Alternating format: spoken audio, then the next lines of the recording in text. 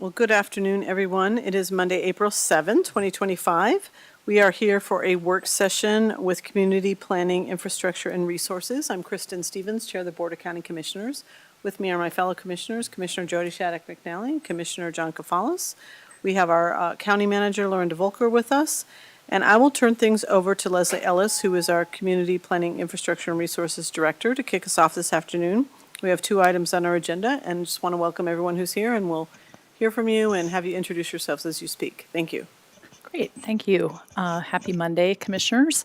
I'll just introduce the item very briefly and then in typical fashion hand it off to Amy White, our co-compliance supervisor. So we're here to get some feedback and answer questions from you on the updates to the ordinance regarding roadside sale of animals. And should you concur and give direction, then this would appear for a decision on future admin matters scheduled in late April and into May. So I'll pass it to Amy, and then everybody can introduce themselves as part of the team also. Thank you, and thank you for being here, Judy and Brett. Yes. Good afternoon, Commissioners. Amy White, Code Compliance Supervisor, and I'm here with our colleagues from NoCo Humane, Judy Calhoun, who is the CEO, who's been with us several times. And then new to our team is Brett Harris, who is the Director of Animal Protection and Control. And I'm going to hand it over to Brett for a little bit so he can give you a little bit of background on how he got here. Thank you, Amy, and thank you, Commissioners. Brief background, I joined January of this year, started my animal welfare career back in, 1995 with Missoula Humane Society up in Missoula, Montana, frontline adoption counselor, euthanasia technician, and then when I moved over to Westminster Police Department. I was an animal control officer there for a couple years, finished up my next 8 years as a police officer, motor officer there. Moved to Arkansas for a few years, ran Springdale Animal Services, Animal Shelter, and Animal Control Division down there, and then spent the following 9 years with Arvada Police Department as their evidence supervisor. So definitely have been moving around the public safety and animal welfare environment. Was thrilled to get brought on board with NoCo Humane and looking forward to helping Larimer County and working more with the commissioners as well. Thank you. And so just by way, as a reminder, many of the animal control services are done by the police departments rather than the contract that we have with NoCo Humane. So that's a little bit of a difference. But having said that, you might remember maybe 6 or so months ago when we were doing a couple of the other ordinances, we brought this subject up. You all gave us instructions to kind of see what was going on, get a feel for the temperature and figure out what the next steps were. And as some of the other jurisdictions around the state have been adopting this, we thought it was time that we approach it as well. So there is strong interest in prohibiting the sale or roadside puppies and kittens, primarily because that's becoming much more frequent. The animals being sold are largely from out of state, and they are not regulated by our state authority, and our state authority is not able to respond quickly enough to inquire about whether they are licensed or whatever. There are people selling pets without any oversight or protections, and NoCo Humane has been largely confined in only being able to address the animal welfare, but not the actual control of the sale of the puppies or kittens, which is what we're after at this point. So we propose to add I apologize, there's a typo here. I have Article 7, but it's actually Article 8 into the animal ordinance. And that would read, roadside sale of animals prohibited. It would allow for those entities who do meet the state requirements to continue to care for the animals and continue to operate. And this addition does not interfere with current business or shelter rescue activities who are properly licensed. At this time, Fort Collins has passed a similar ban. We did receive some of this language from Colorado Springs, so they've moved forward with it. Judy informed me that the state is now looking at a bill that's actually going to be heard on Thursday. If the bill would pass, though, it would be limited to enforcement by enforcement officers, so by the police or the sheriff's deputies, but it wouldn't extend to the animal control officers. So it would still be in our benefit to go ahead and adopt this for that reason. And also, the state bill does allow us the ability to have jurisdictions pass their own regulations. So at that, I'm going to stop, and I'm sure you've got questions that can more appropriately be answered by Brett or Judy. So we'll go from there. Thank you. Any questions? Commissioner Cavallis? Thank you, Madam Chair. Thank you, colleagues. I wonder if one of you could describe how this would look in real time. So if there are folks set up with a van in a Walmart parking lot, and they're selling cute little puppies and cute little kittens, and they're not, they don't have the proper licensing. How does that work? Thank you, Commissioner. Judy Calhoun, CEO, NoCo Humane. So that is the type of situation that is actually occurring with some regularity, not just in our community, but in other communities around the state. Right now, so just to let you know, right now, if we received that complaint, our officers would go and check on welfare. So shelter, water, they've had access to food. In the future, if this were to pass, our officers would actually be able to directly cite and have those people leave the property.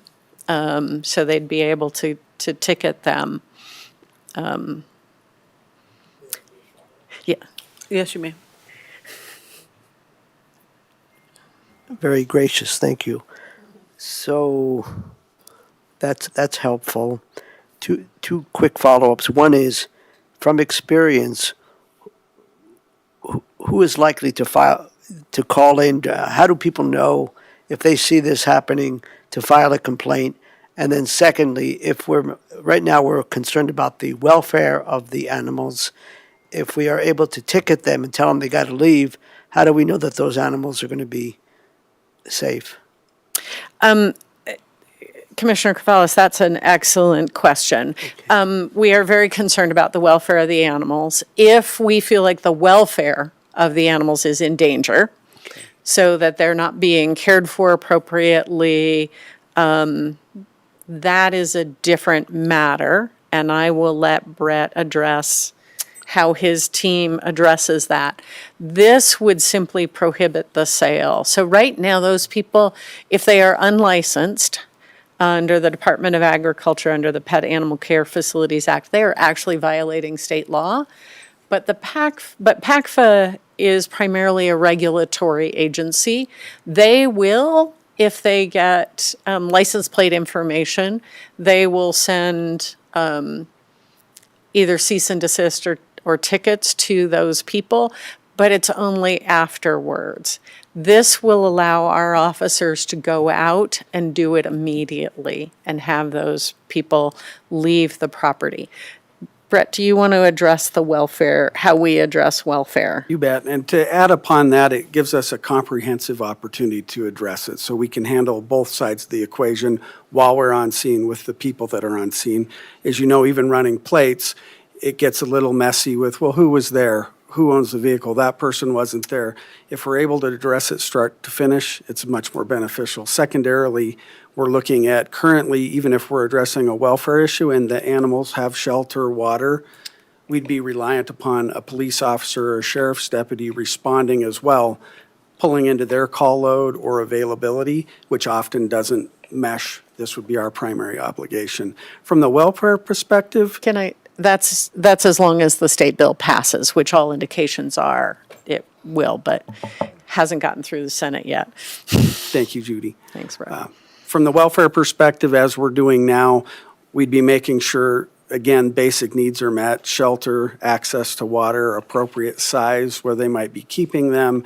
And then as we have eyes on the animals, we could start looking at, body condition, other things that we would be normally addressing. Most of those, in a situation where we might be approaching a residence, we would be requiring compliances or follow-up where they might need to get the animal's care or veterinarian to check the animals. If conditions are bad enough at that time, there would be the opportunity for us to impound animals and issue a citation for those welfare concerns outside of the roadside sales currently. All helpful. What about the first part of my question about how do people know how and where to file a complaint? Community members call us all the time. really? Yes, unfortunately, because they come under welfare complaints, we don't have a way of separating them out from other welfare complaints. But certainly, from now through the fall, we will start to see as the weather improves and those kinds of, it's a little nicer out. We get those calls already. But thank you, colleagues. I'm done. Yeah. If I might add to that too, as this state law goes forward, should it pass, that's going to be more awareness for the public too. So there's a likelihood that we'd be receiving those calls based on the public awareness to that, whether or not we have this ordinance pass. Thank you. Commissioner Shattuck McNally. Thank you, Madam Chair. I'm going to be here just a couple of minutes. I wanted to say I support, this going forward, but also my first question had been asked by Commissioner Kafals about, being able to take animals out of into custody that had welfare questions. But my other question is, let's say you would take them or cite them here, then they just drive across the county line and go somewhere else. So are you guys communicating across county lines to maybe once, you kind of like, oh, they left, they're maybe going this, I don't know, but is there a cumulative effect so that after they get caught in several counties that the state has more teeth to stop these kinds of things? That is certainly the hope, and one of the reasons that we are approaching all of the jurisdictions here in Larimer County to pass this, and by the way, Greeley passed it last week, so we are seeing an increased interest in the local as well as the state. Thank you, Commissioner Shattuck McNally. Good luck. And we do often, not just in situations like this, but we often share information across jurisdictions with regard to cases where we know owners, sellers have crossed jurisdictional lines. That's I don't know that I want to say daily basis, but certainly several times a month basis. And I would add to that too, that especially within our jurisdiction, we would be doing some internal research in our system to check to see if we have a prior record or summonses that were issued. We would be able to access that data. So if we have a repeat customer, we can address that accordingly. I was just going to say the frequent flyers, that it would be an ability to track those, and the ones who are consistently violating, we can escalate those up. Great. Well, I'm certainly supportive of this.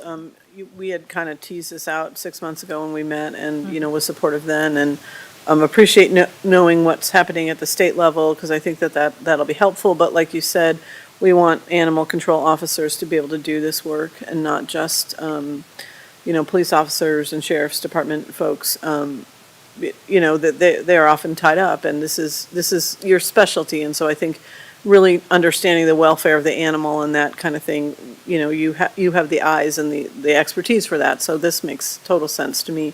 And it sounds like a lot of our peer communities are adopting these. So I'm happy to bring this forward and happy to support. Commissioner? Yes, I also support moving forward. I do have one other question regarding the next step. I seem to recall reading in the memo that what the next step would be a reading of the ordinance, the proposed ordinance, at the April 21st land use hearing. And I'm just wondering how long this will take, because I believe we will likely have a robust land use hearing.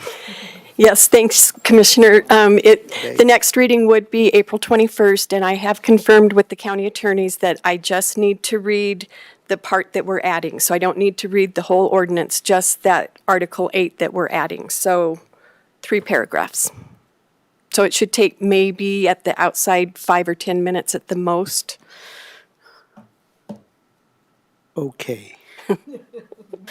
Amy is an excellent reader. She's Amy's had her practice at this, yes. quick and also really, really accurate. So I think it should work with that. An excellent enunciation. Exactly, which we all like. And I will keep it as short as I can. Perfect. Fully aware that there's a Yeah, lot no. going on that night, yeah. Understand. Or that afternoon. Okay. Wonderful. Thank you for Well, your thank time, you. yes. Thanks for coming. Thank you. Yep. Nice to meet you, Brett. And Thank you. Nice to meet Judy. you all. Great to always see you, and thanks for your work. And I'm glad we can support you in this Save space. the so, puppies, save the kittens. Yeah. Yeah, great. And thank you for clarifying it's at the land use hearing, not at admin matters, as I had expressed. So The next step, yeah. yes, exactly. Great. So there really aren't other major updates this afternoon from my perspective. I did want to let you know that we will be canceling the work session next week because there aren't topics that week, and I'm also away. So we'll give you back some time then as well. And otherwise, happy to answer any questions you have about anything that's happening in CPIR departments or anything else on your mind. Commissioner Cavallis has a question. Thank you for that entry to ask questions. I'm wondering if you could share your expectations of the April 14th afternoon land use hearing. I believe we have the Larimer on the move proposal, Yes. as well as, I think, short-term rental applications. What's your sense of how that's is that going to take up the whole afternoon, perhaps? I can speak to the Larimer on the move item. That is Thanks. intended to be a briefer presentation than what you've seen previously, since you've been updated on that fairly recently, and then a chance for any final feedback or input that you have. I may need to follow up on the short-term rental items to find out if they are expected to go long or if there's anything out of the ordinary. I haven't heard that they're expected to be particularly long. Oh, and if I may, and one of them actually is an amended special, there's on the Horsetooth Tavern.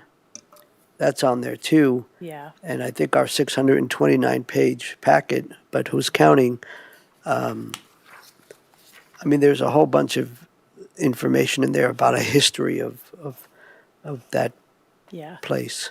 Why don't I follow up on those two items, and I'll course. just let you know generally what we expect. And one final Yeah. thing, Madam Chair, if you could also check with staff, because when we had the really big packet, they asked us what we wanted to have printed.